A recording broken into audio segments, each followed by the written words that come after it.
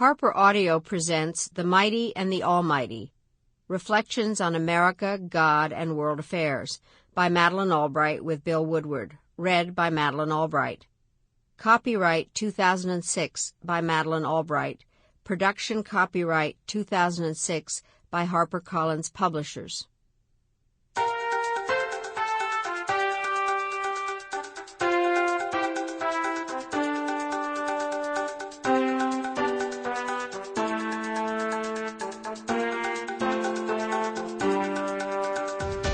Part 1. God, Liberty, Country. 1. The Mighty and the Almighty. I had watched previous inaugural addresses, but the first one I truly took in was John Kennedy's in 1961. My brother John, who was in junior high school, played the trumpet in the Denver Police Band and had been invited to Washington to march in the inaugural parade. It seems that everyone remembers the snow on the ground and how the glare of sunshine made it impossible for Robert Frost to read the poem he'd composed for the occasion. The new president, hatless in the crystal cold air, his breath visible, asked us to ask not.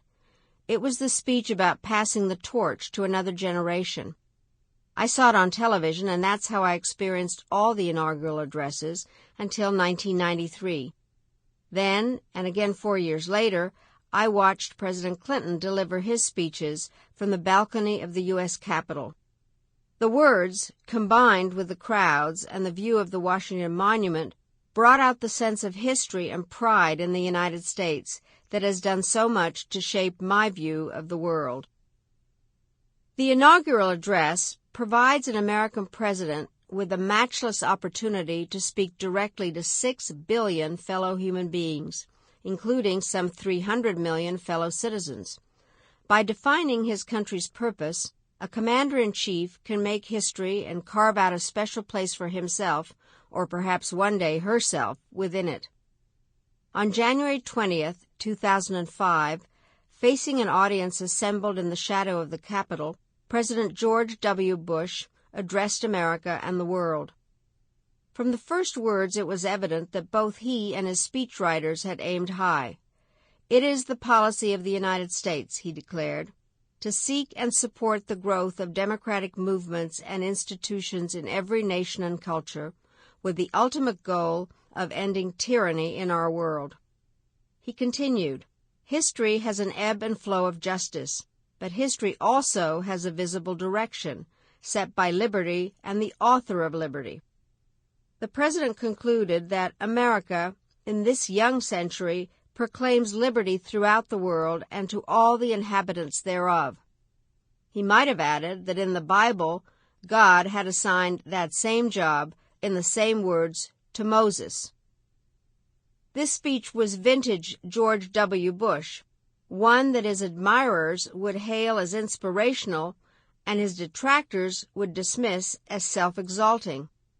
It was of a piece with the president's first term, during which he had responded to history's deadliest strike on U.S. soil, led America into 2 wars, roused passions among both liberals and conservatives, set America apart from longtime allies, aggravated relations with Arab and Muslim societies, and conveyed a sense of U.S. intentions that millions found exhilarating, many others ill-advised.